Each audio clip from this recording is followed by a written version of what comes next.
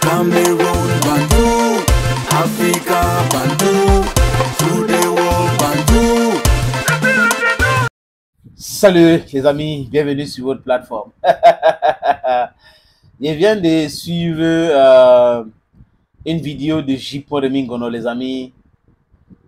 Il faut dire qu'il a dit certaines choses que je maîtrise, que j'étais informé déjà, mais certaines autres que je n'étais pas au courant. On peut dire tout ce qu'on veut de J.Remingono. C'est le droit de ceux qui pensent de J.Remingono. Je vous rappelle, à l'époque quand j'étais à Yaoundé, il avait une émission qu'on appelait Condri Show. Et c'était 10h, 12h. J'habitais entre Bonamoussadi et Chapelle-Obili. Et à 11h, il avait une rubrique qu'on appelle Coup franc. Et il tirait vraiment les coups francs dans cette rubrique. Hein.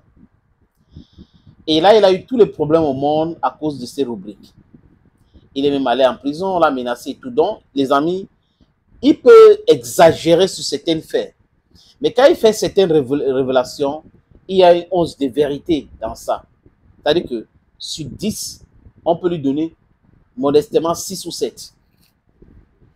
Il parle de Ernest Obama, qui connaît très bien, qui a été certainement un de ses élèves ou stagiaires. À l'époque, à Yaoundé, il faut dire vrai les amis, quand nous étions à la CATV Post National, Morning Safari, etc., avec Onkoupi, avec Joe Kele Mewano, il y avait la Siantou, la radio Siantou. Et c'est vrai qu'il y a eu Vénus, il y a eu Radio Lumière qui jouait de la musique, mais quand on parle d'une radio avec des émissions, avec des animateurs, c'était Siantou. Siantou contrôlait jusqu'au point où la CATV paniquait.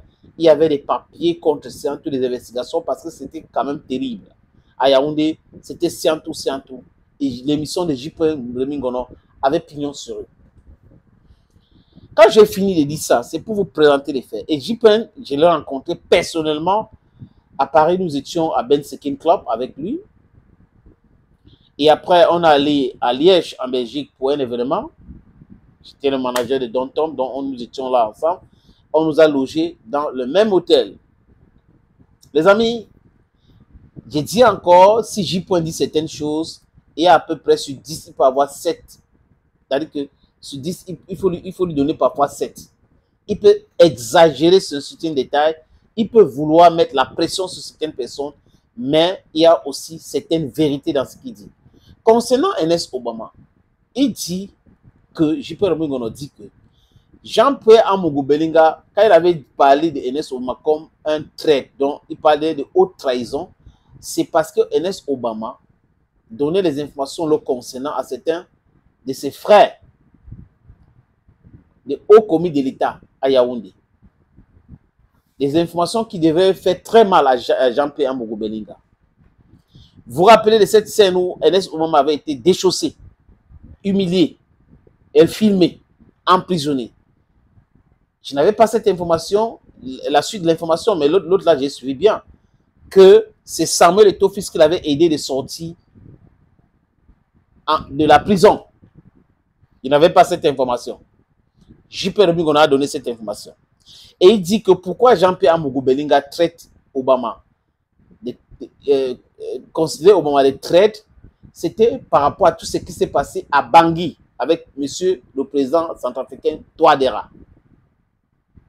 Il a relaté les choses. Vous pouvez aller sur sa plateforme, c'est pas sur Facebook ou quelque chose, et regarder. Et il dit aussi que Obama était à côté de Samuel Eto'o-Fils comme un espion.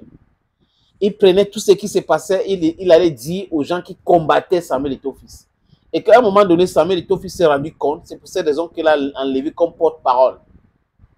Et à un moment donné, il a même envoyé à Maroua. Le gars n'est pas parti. Apparemment, il prenait toujours son salaire.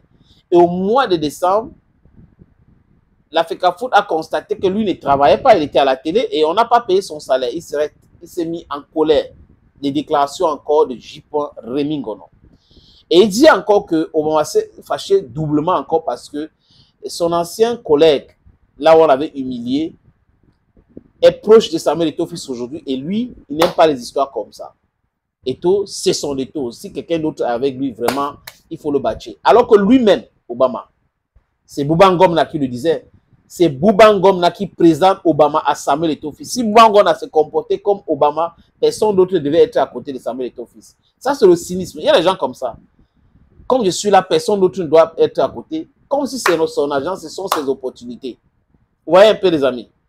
Donc, et tout cela vient du fait que, il dit encore, pour sortir, les amis, qu'Obama aurait pris 5 millions avec, il a confirmé, mais c'est moi qui dis ça avec beaucoup de pincettes, 5 millions avec 4 autres journalistes chez un haut commis de l'État pour continuer le sale boulot contre Samuel Eto'o fils. Donc, tout ceci vient du fait que Obama a dit que Eto'o c'était son Dieu. Il a dit qu'il défendait Eto'o. Il a défendu Eto'o. Et quand il n'est plus à côté, quand son salaire ne passe pas, ou du moins quand d'autres personnes commencent à être proches de Samuel Eto'o fils, c'est pas qu'il dit le président de la FECAFOOT a été induit en erreur, a été mal conseillé. Il n'avait pas écrit au secrétaire général de la présidence de la République. Il devait écrire au ministre. Mais j'ai posé la question que Obama avait pris quelle substance? La FECAFOOT est en conflit ouvert. J'ai dit en conflit ouvert avec qui? Avec le MINSEP.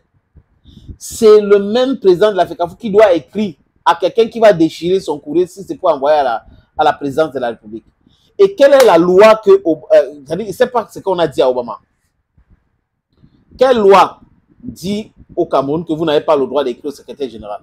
Si les gens peuvent écrire au Premier ministre, peuvent écrire au président de l'Assemblée nationale, peuvent écrire au président du Sénat, peuvent écrire au président de la République, donc les gens ne peuvent pas écrire au secrétaire général de la présidence. Le secrétariat général de la présidence, donc, c'est à quoi? Ça sert donc à quoi? Donc, c'est le Dieu tout-puissant qui est le secrétaire général de la présidence et le président n'est rien? C'est ce que vous voulez. Je ne comprends pas, les amis. Vous voyez qu'il y a des gens comme ça qui racontent les bêtises tout le temps, et ils pensent qu'on va les prendre au sérieux. C'est parti de là aujourd'hui et maintenant, il y a beaucoup de révélations. J'attends donc le démenti de Ernest Obama.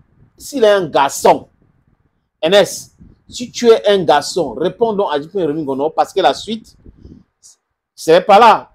Moi, je vais venir ici dire. Mais si tu viens démentir l'information, il faut donner beaucoup de bons détails. Sinon, ça peut se retourner encore contre toi. Quand on a fini de travailler avec quelqu'un, on a ce qu'on appelle droit de réserve. On la boucle. On ne peut pas être conseiller de quelqu'un, porte-parole de quelqu'un, et après on vient dire que la personne est mal conseillée. Ça veut dire qu'on était infiltré, on était un espion. Donc on a mal conseillé la personne parce qu'il fallait faire échouer la personne pour venir dire que la personne est mal conseillée. Donc c'est lui le plus intelligent qui voit les choses. Il écoute des gens. Il ne cite pas les textes. Que la loi numéro tant, le décret numéro tant, interdit les Camerounais d'écrire au secrétaire général à présent. Secrétariat général, le chef du secrétariat général, c'est le secrétaire général. Et il ne faut pas écrire. Parce que c'est le Dieu tout-puissant. Hey!